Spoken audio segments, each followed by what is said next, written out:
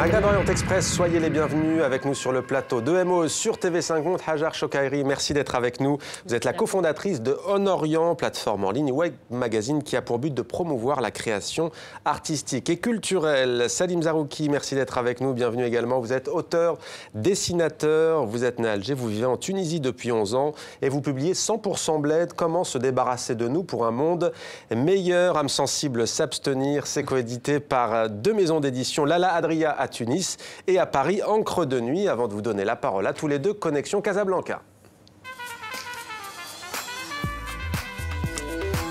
Connexion Casablanca où l'on retrouve Awatef Keloki et Nada Zraidi. Merci d'être avec nous. Vous êtes toutes les deux cinéastes. Vous êtes les cofondatrices du projet Mdaifin. C'est la contraction du mot Mdaif, qui veut dire invité en arabe, et de in en anglais. Alors depuis des mois, avec vous toutes les deux, du coup, vous sillonnez les zones rurales du Maroc à la rencontre des femmes.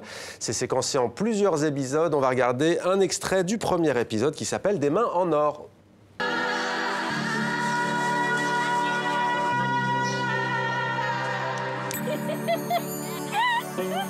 ميستر تبارك الله شريوه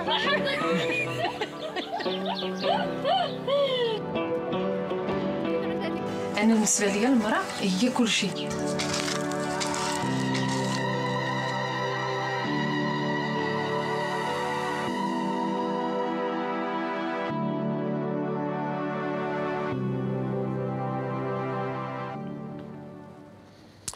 Mdaifin, c'est le nom de ce projet. Awatef Keloki, première question, elle est pour vous. Pourquoi est-ce que vous avez voulu sillonner les zones rurales du Maroc, plutôt reculées, loin des grandes villes, à la rencontre de ces femmes?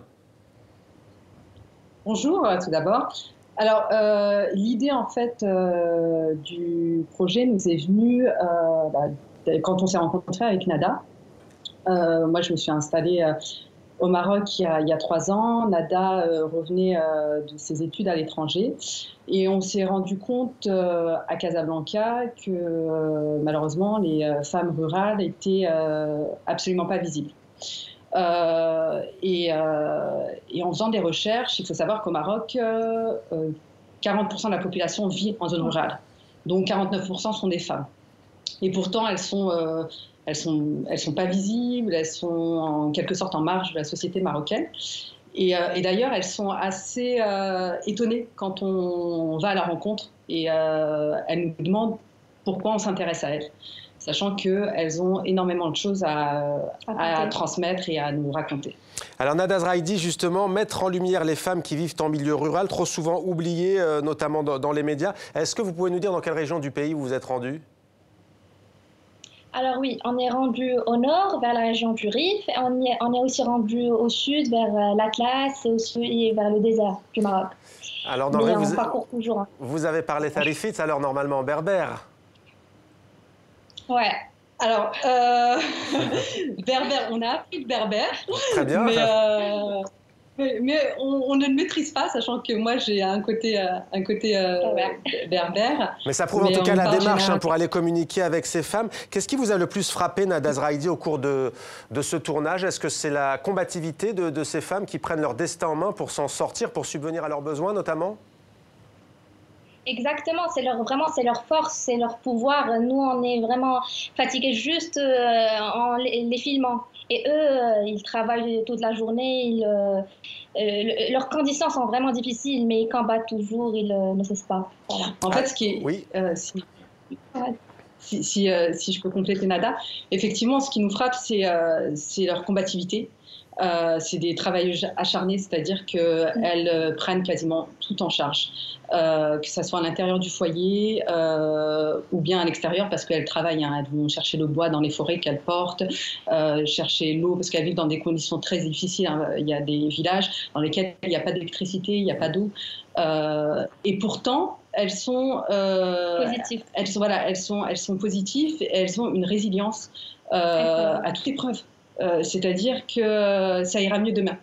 Et elles ont des mains en or, et notamment l'épisode 2, qu'on le conseille vraiment aussi, qui s'appelle La Terre des Roses, Roseland. Merci beaucoup à toutes les deux d'avoir été avec nous dans Maghreb Orient Express en direct sur TV5 Monde. Merci et bonne continuation à vous. Merci à vous. On va maintenant parler de votre projet Hajar Chokairi et d'ailleurs une démarche qui se ressemble, qui se veut en immersion puisque vous, avec On-Orient, depuis des années maintenant, vous vous rendez dans des pays du bassin méditerranéen, Algérie, Maroc, Tunisie, vous allez aussi en Égypte, au Liban, en Jordanie. Peut-être vous étiez déjà venu dans Maghreb en Texas, mais d'abord peut-être un rappel sur la vocation d'On-Orient avant de parler de l'On-Orient Tour. Alors, du coup, je suis vraiment heureuse d'être ici avec vous aujourd'hui pour vous parler d'On-Orient, qui était en fait un média qui célèbre l'élan créatif du Maghreb et du Moyen-Orient, qui est né en 2013 dans la blogosphère marocaine et qui ensuite, depuis, a évolué pour conquérir de nouveaux publics et également s'ouvrir à de nouvelles activités. Son objectif, en fait, c'était de couvrir les scènes actuelles et émergentes du Maghreb et du Moyen-Orient à travers une tribune commune où on peut trouver à la fois des articles sur le street art libanais, la musique nubienne en Égypte ou encore les cultures touareg en Algérie. Et en fait, aujourd'hui, en évoluant, on a embrassé aussi les cultures en diaspora et on s'est élargi en gardant donc, cette centralisation de la formation que permet la plateforme, mais également des correspondants locaux dans chacun des pays qu'on couvre et en explorant aussi des différents projets. Donc, Alors, un projet citoyen de journalisme culturel itinérant baptisé On-Orient Tour. Vous avez donné déjà un premier documentaire avec une exposition photo aussi qui a l'ambition de passer le maximum de frontières. On va regarder un extrait du docu Rihla.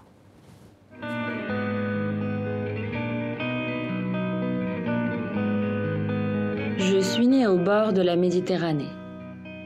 J'ai grandi avec le dialecte chantant du nord marocain, entremêlé des mots de Tamazerte de ma grand-mère. Je suis née avec le français au bord des lèvres, sans qu'aucune goutte ne coule dans mon sang. Et puis en France, je suis l'arabe, sans trop savoir ce que cela signifie.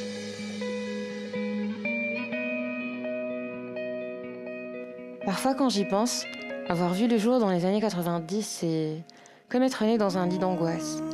Grandir dans une famille arabophone, proche des milieux socialistes, c'est vivre par procuration la déception qui a suivi les rêves d'union. Depuis ce Maroc où l'on répétait des airs d'opérette populaires à la gloire du Hilm el-Arabi ou le rêve arabe, le spectacle de la violence au Moyen-Orient exacerbait notre amertume.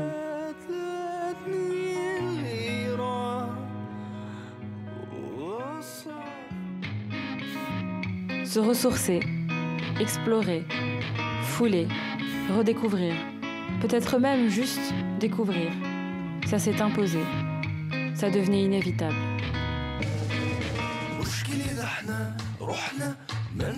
Ici, je réalisais que les vérités étaient multiples.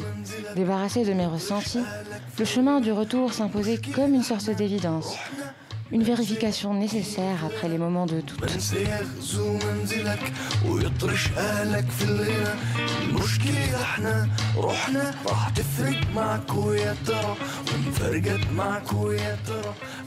Hajar Chokairi, vous avez reçu il y a quelques années. Comment est née l'idée de ce projet de sillonner la Méditerranée? Est-ce que vous avez été influencé par ce qu'on a appelé les printemps arabes? Alors, ce projet, en fait, il est né, donc il a été mené par une partie de l'équipe d'On-Orient qui résidait à Paris. Et c'était plus, en fait, dans un contexte en 2015 où il y avait des attentats à répétition contre la culture, le musée de Bardo, la destruction de Palmyre, où on se sentait un peu spectateur, un peu déconnecté aussi de certaines réalités locales. Et on a eu envie d'aller sur le terrain. Donc, en fait, ce projet, il s'est, on va dire, conçu comme une rihla. Une rihla en arabe, ça veut dire un voyage initiatique, et qui d'ailleurs a été le précurseur du roman arabe. Et il s'est construit autour de l'idée de faire voyager en fait nos lecteurs qu'on avait déjà sur On-Orient dans un journalisme itinérant qui parcourt 6 pays, du Maroc à la Jordanie. Eh bien, j'ai envie de vous faire réagir, cher Salim Zerouki, puisqu'on a envie de vous dire que Hajar Chokairi, elle n'a pas du tout sa place dans votre BD. C'est plutôt la positive attitude, là. Remettre la dimension culturelle sur le devant de la scène, ça vous paraît important, trêve de plaisanterie? Bon, j'ai pas compris la question dans tout ça. Mais ma BD, elle n'est pas négative. Elle est positive.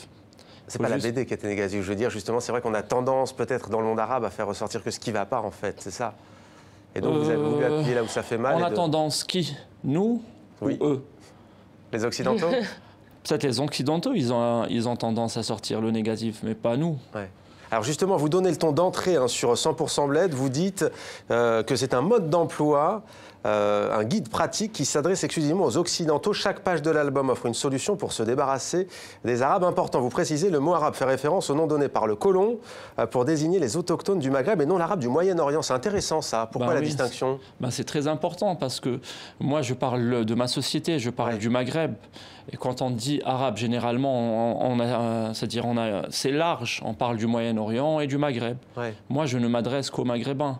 Et quand j'ai utilisé le mot arabe, je parle du mot employé pour nous désigner. Donc, l'arabe chez nous, au Maghreb, c'est péjoratif. C'est-à-dire si on se traite d'arabe, c'est que c'est sûrement négatif. Ouais. Donc, c'est pour ça que je voulais vraiment préciser ça.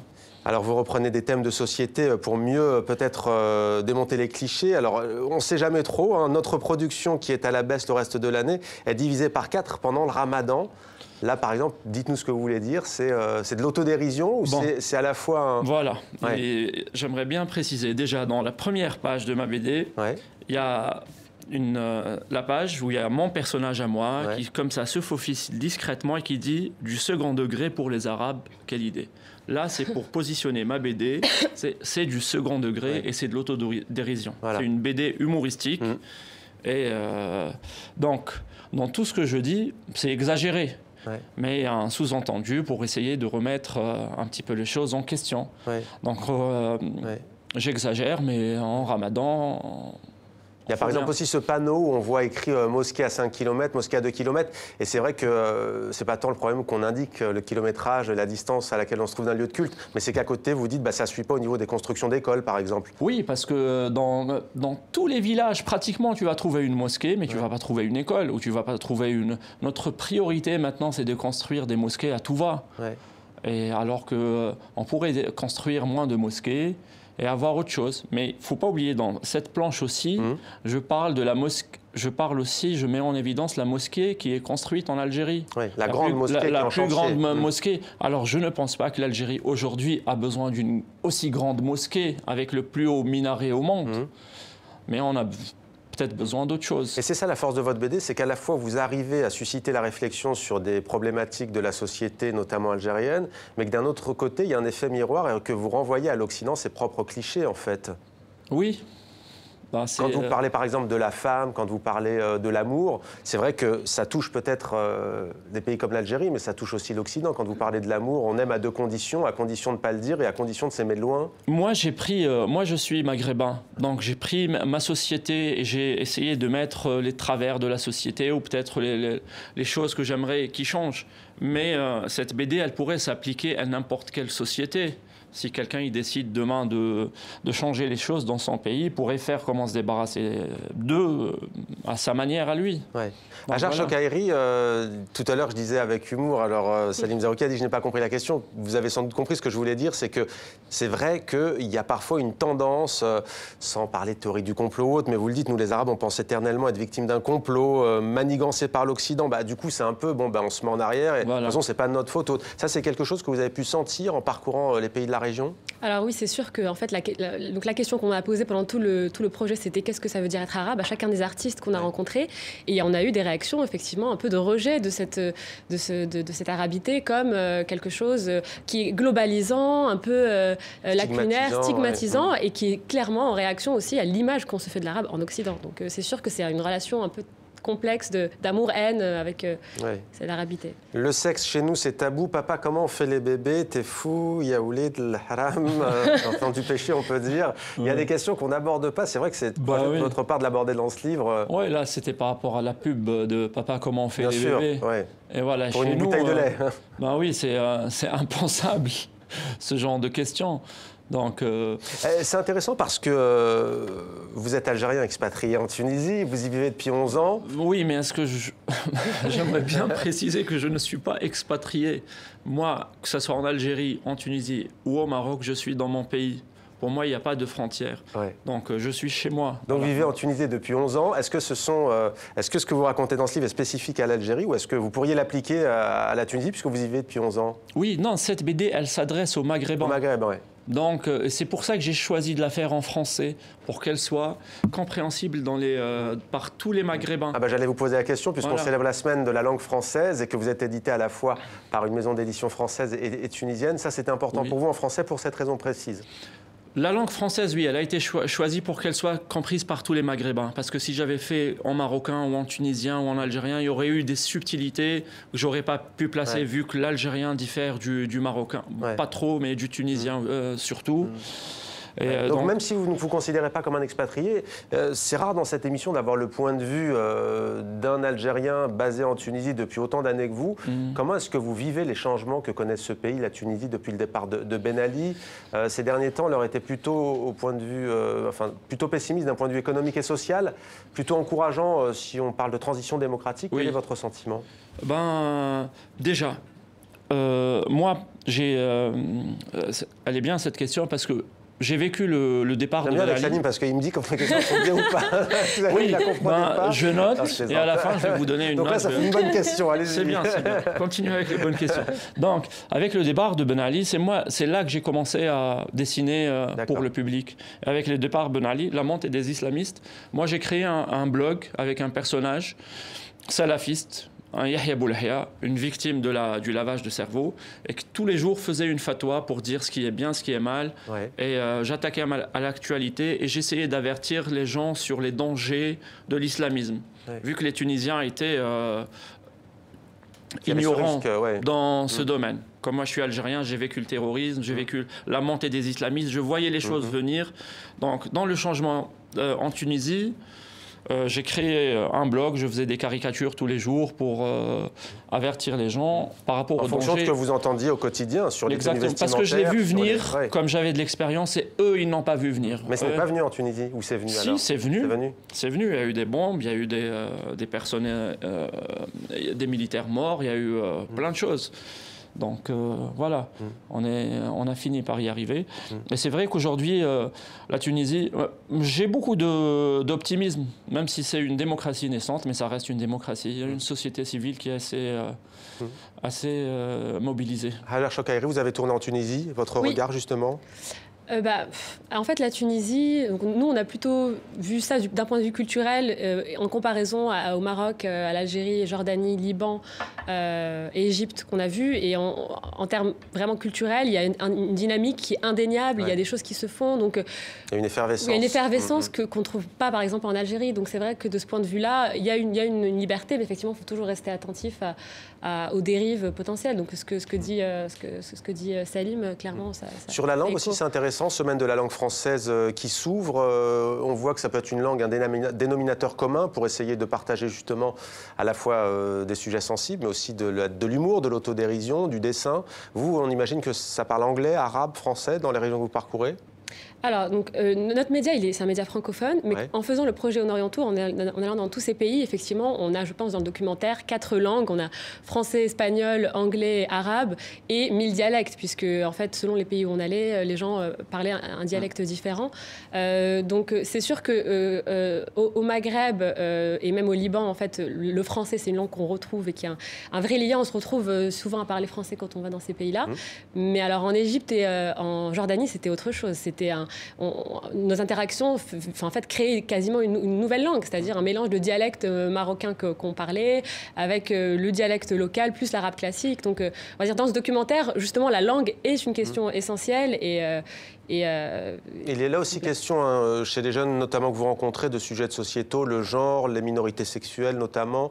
On aimerait s'arrêter avec vous sur l'Égypte. On parlait de la Tunisie, exemple encourageant. L'Égypte, ça a été hallucinant, la vitesse à laquelle, on peut dire, la restauration est revenue. On est aujourd'hui clairement dans une terrible dictature.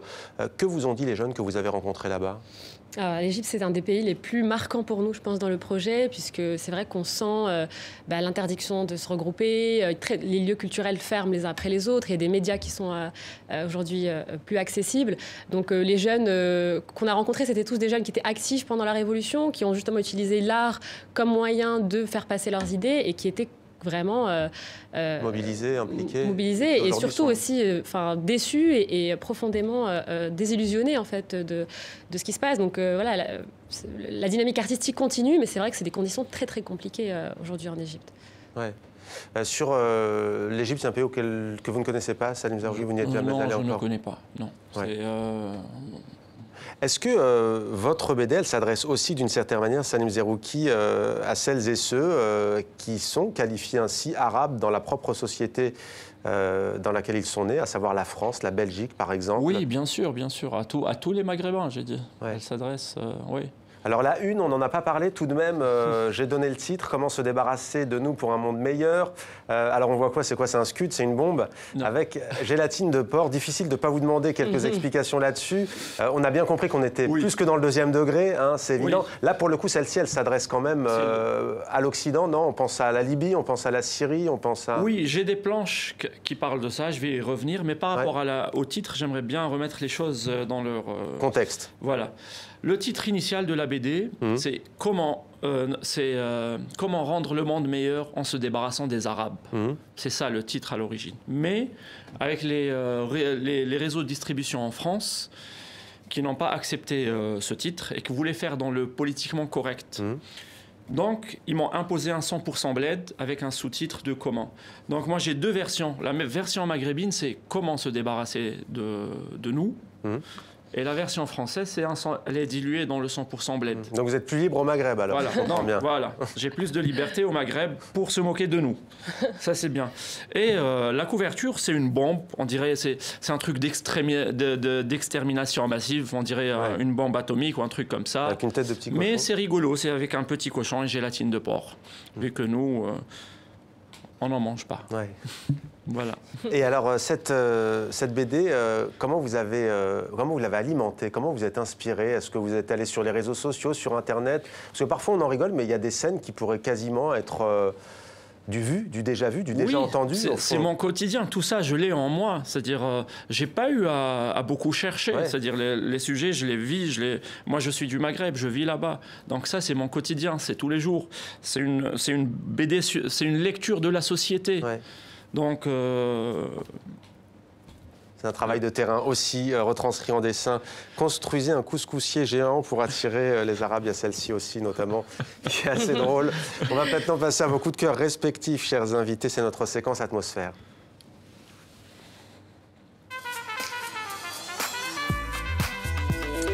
Et on va commencer avec vous, Hajar. Vous avez choisi le film L'amour des hommes de Mehdi Benatia, avec à l'affiche notamment Afier, si on regarde la bande-annonce.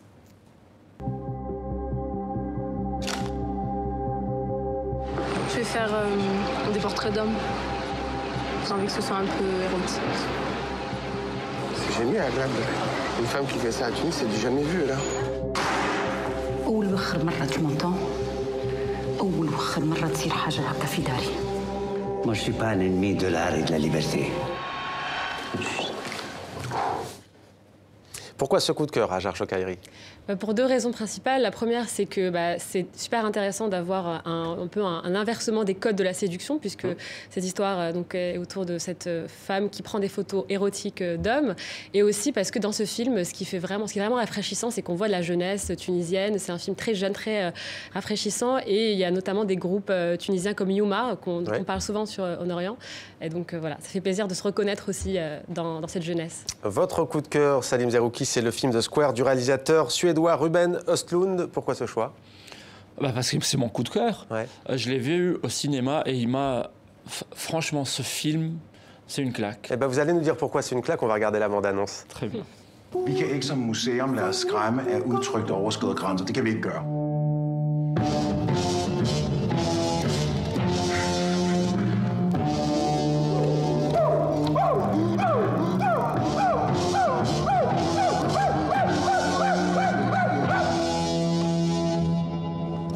Salim Zerouki, cette claque, elle vient notamment de cette scène. C'est vrai que c'est assez étonnant. Le film, l'écriture du film, c'est-à-dire, on respire pas. Le film, il nous tient, c'est-à-dire en haleine du début à la fin. Et toutes les scènes, elles ont des... elles donnent à réfléchir sur la société d'aujourd'hui, sur l'individualisme.